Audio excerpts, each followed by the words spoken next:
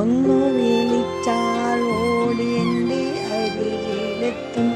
ഒന്നു സ്തുതിച്ചാൽ അവൻ എൻ്റെ മനം തുറക്കും.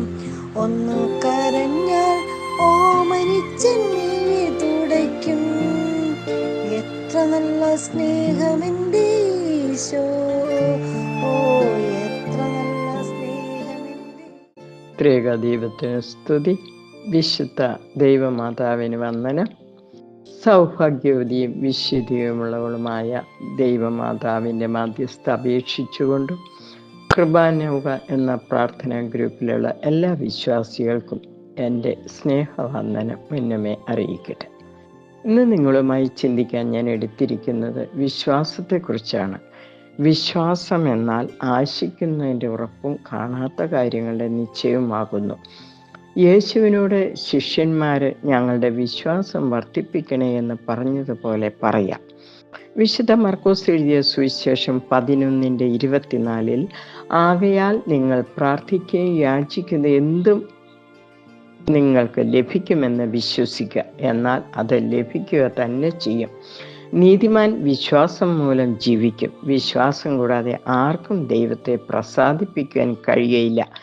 ദൈവത്തെ സമീപിക്കുന്നവൻ ദൈവമുണ്ട് എന്നും തന്നെ അന്വേഷിക്കുന്നവർക്ക് താൻ പ്രതിഫലം കൊടുക്കുന്നവനാണെന്ന് വിശ്വസിക്കണം. വിശ്വാസത്തെക്കുറിച്ച് ചിന്തിക്കുമ്പോൾ 3 തരം വിശ്വാസം കാണാം. അവിശ്വാസികൾ, അല്പവിശ്വാസികൾ, വലിയ വിശ്വാസികൾ. വിശുദ്ധ യോഹന്നാൻ എഴുതിയ സുവിശേഷം 11:40 നീ വിശ്വസിച്ചാൽ നീ ദൈവമഹത്വം കാണും എന്ന് പറഞ്ഞു. നമ്മുടെ കർത്താവ് ലാസറിന്റെ കല്ലറയിൽ വെച്ച് മാർത്തയോട് പറഞ്ഞ വചനമാണിത്. ലാസർ മരിച്ചിട്ട് 4 ദിവസമായി, അതുകൊണ്ട് ഒന്നും ചെയ്യാനില്ലെന്നാണ് മാർത്ത ചിന്തിച്ചത്. എന്നാൽ മനുഷ്യൻ ചിന്തിക്കുന്നത് ആദ്യം കാണുക പിന്നെ വിശ്വസിക്കുക എന്നാണ്. എന്നാൽ ദൈവം ചിന്തിക്കുന്നത് ആദ്യം നീ വിശ്വസിക്കണം, ദൈവത്തിൻ്റെ ശക്തിയിലും അറിവിലും. നാം ആഗ്രഹിക്കുന്ന കാര്യം ഇപ്പോൾ കിട്ടിയില്ലെങ്കിലും അത് ഉറപ്പാക്കി തരുന്ന ഒരു പ്രമാണമാണ് വിശ്വാസം എന്നത്. വിശുദ്ധ ലൂക്കോസ് എഴുതിയ സുവിശേഷം 18:42 യേശു കുരുടനോട് കാഴ്ച പ്രാപിക്കുക, നിന്റെ വിശ്വാസം നിന്നെ രക്ഷിച്ചിരിക്കുന്നു. രക്ഷയുടെ അടിസ്ഥാനം വിശ്വാസമാണ്. നമ്മുടെ പൂർവ്വപിതാക്കന്മാർക്ക് സാക്ഷ്യം ലഭിച്ചത് പ്രവൃത്തികളാലല്ല, വിശ്വാസത്താലാണ്. വിശുദ്ധ മത്തായി എഴുതിയ സുവിശേഷം 15:28 കനാന്യ സ്ത്രീ യേശുവിൻ്റെ അടുക്കൽ വന്ന് അവളുടെ മകൾ പിശാചിനാൽ അതികഠിനമായി ബന്ധിക്കപ്പെട്ടിരിക്കുന്നു എന്ന് പറഞ്ഞതുകൊണ്ട് യേശുവിനോട് എന്നെ സഹായിക്കണമേ എന്ന് പറഞ്ഞപ്പോൾ യേശു പറയുന്നു, മക്കളുടെ അപ്പം എടുത്ത് നായ്ക്കുട്ടികൾക്ക് ഇട്ടുകൊടുക്കുന്നത് നന്നല്ല എന്ന് പറഞ്ഞു. അപ്പോൾ അവൾ യേശുവിനോട് പറയുകയാണ്, നായ്ക്കുട്ടികളും അവയുടെ ഉടമസ്ഥന്മാരുടെ മേശയിൽ നിന്ന് വീഴുന്ന അപ്പക്കഷ്ണങ്ങൾ തിന്ന് ജീവിക്കുന്നുണ്ടല്ലോ. യേശു അവളോട്, സ്ത്രീയെ, നിന്റെ വിശ്വാസം വലുത് തന്നെ, നീ ആഗ്രഹിക്കുന്നത് പോലെ ഭവിക്കട്ടെ എന്ന് പറഞ്ഞു. ആ സ്ത്രീയുടെ വിശ്വാസം ഇസ്രായേൽ മക്കളുടെ അനുഗ്രഹത്തിൽ നിന്ന് അവർ വലിച്ചെറിയുന്ന അനുഗ്രഹം മതി എന്ന് പറഞ്ഞു. അവളുടെ വിശ്വാസം നിറഞ്ഞ വിശ്വാസമായിരുന്നു. ഇന്ന് ക്രിസ്ത്യാനികൾ വേണ്ടെന്ന് വയ്ക്കുന്ന വിശ്വാസം അക്രൈസ്തവർ സ്വന്തമാക്കുന്നു.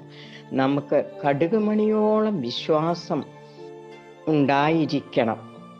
മശിഹ നമ്മുടെ ഉള്ളിൽ ഉണ്ടോ എന്ന് നോക്കണം. 2 കൊരിന്ത്യർ 13:5 നാം നമ്മുടെ വിശ്വാസത്തെ പരിശോധിച്ചറിയണം. ഒരു വിദ്യാർത്ഥി പരീക്ഷ എഴുതിയാലാണ് വിജയം കിട്ടുന്നത്. പരീക്ഷ ഇല്ലെങ്കിൽ വിജയമില്ല.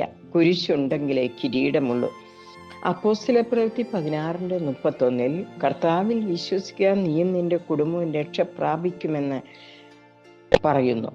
ദൈവത്തിന് പ്രസാദമുള്ള പ്രവൃത്തി എന്ന് പറയുന്നത് വിശുദ്ധ യോഹന്നാൻ എഴുതിയ സുവിശേഷം 6:29 അവൻ അയച്ചവനിൽ വിശ്വസിക്കുക എന്നതാണ്. വിശ്വാസം എന്നത് രക്ഷയുടെ പ്രത്യാശയാകുന്നു. ക്രൂശിക്കപ്പെട്ട ക്രിസ്തുവിനെ അഭയം പ്രാപിക്കുക എന്നതാണ്. റോമർ 3:25 വിശ്വസിക്കുന്നവർക്ക് തൻ്റെ രക്തം മൂലം പ്രായശ്ചിത്തമാകുവാൻ പിതാവായ ദൈവം അവനെ പരസ്യമായി നിർത്തിയിരിക്കുന്നു. നാം ദൈവവചനം കേൾക്കുക മാത്രമല്ല, അത് ചോദ്യം ചെയ്യാതെ വിശ്വസിക്കുകയും അനുസരിക്കുകയും ചെയ്യണം.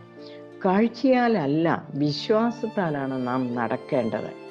നമ്മുടെ വിശ്വാസം ക്രിസ്തുവിൽ അടിയുറച്ച വിശ്വാസമായിരിക്കണം.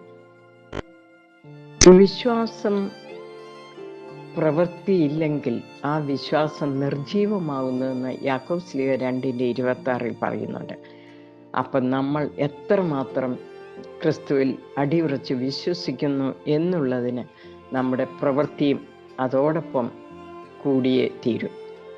അതുകൊണ്ട് നമ്മുടെ ജീവിതത്തിൽ നമുക്ക് ക്രിസ്തുവിന് വേണ്ടി പ്രവർത്തിക്കാനും അവൻ്റെ വചനങ്ങളിൽ അടിയുറച്ച് വിശ്വസിക്കാനും നമുക്ക് നാളും കഴിയട്ടെ എന്ന് പ്രാർത്ഥിച്ചുകൊണ്ട് നിർത്തുന്നു. നന്ദി, നമസ്കാരം.